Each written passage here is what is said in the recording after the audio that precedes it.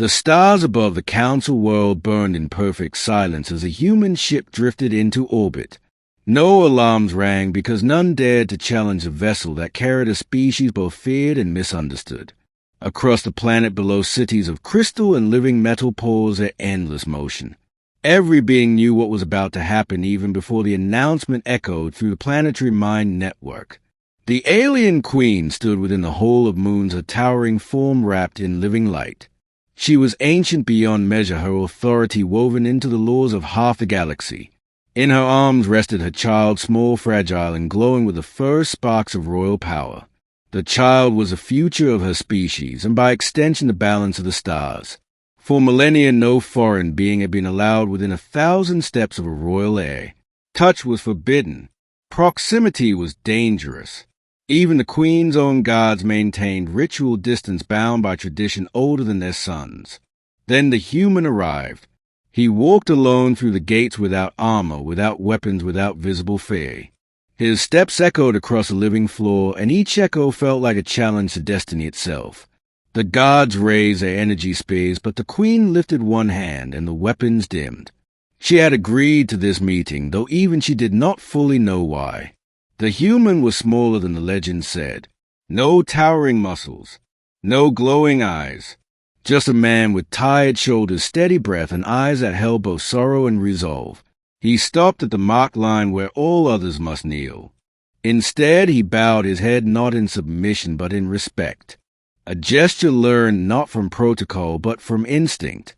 The queen studied him through senses far beyond sight. She felt his pulse, his memories, his scars, both seen and unseen. She tasted the echo of countless battlefields and the quiet moments where he chose mercy instead of victory. "You know the law of the queen," said her voice resonating through stone and soul. "No human may approach the royal child." "I know," the human answered. But the law was written before this child cried alone in the dark of space. A ripple moved through the gathered minds. The child stirred, sensing something unfamiliar yet warm. Tiny hands flexed against the queen's radiant arm. The queen felt it too, the ache she had hidden since the last great war, the exhaustion of ruling through endless sacrifice, the fear that her child would inherit a throne of ashes. "Why are you here, human?" she asked. "Because your child is afraid," he said softly, "and because fear should not be the first lesson of the future." Silence fell deeper than vacuum. The queen should have ordered his execution. Her advisor screamed warnings through psychic channels. The galaxy itself seemed to lean closer. "Step forward, and you die," the queen said. The human nodded, then stepped forward. Guard surged but froze as the child let out a small sound, not a cry but a note of curiosity. The queen's arms tightened, yet she did not strike. Something ancient within her hesitated. The human stopped just before her, close enough that the heat of royal energy brushed his skin. Pain flared, but he did not retreat. "May I?" he asked simply. The queen looked down at her child. The child looked back at the human with wide, luminous eyes. No fear lived there, only wonder, against every law, against every prophecy, against every warning. The queen lowered her child one fraction closer.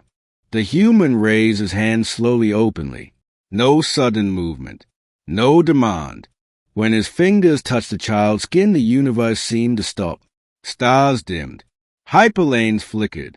Weapon systems across 1,000 fleets powered down, as if unsure of their purpose. The child laughed. Not a sound of power or command, just pure joy. A wave of energy rolled outward, not destructive, but harmonizing. Ancient rivalries paused. Long wars lost their momentum. For a single heartbeat, the galaxy remembered what peace felt like. The queen gasped, not in fear, but in revelation. She felt the resonance between human and child. Not dominance, not submission, but connection. The child grasped the human's finger. Royal light and human warmth intertwined. Instead of consuming him, the energy stabilized. Balanced. The advisors fell silent. Prophecies unraveled. New ones formed. The queen saw visions then, not of conquest, but of alliances forged through understanding, of her child walking among many species unafraid. of humans no longer as legends of destruction, but as guardians of fragile beginnings. "What are you?" the queen whispered. "Just a human," he replied.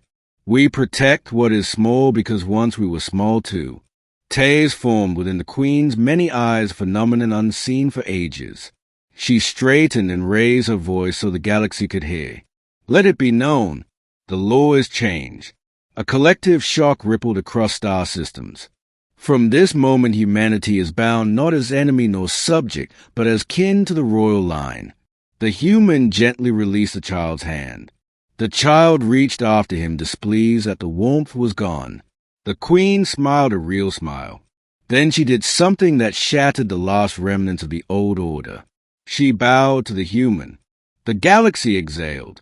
News spread faster than light. The day a human touched the alien queen's child. The day fear lost its throne. The day the future chose a gentler path. And far from the halls of power, the human returned to his ship.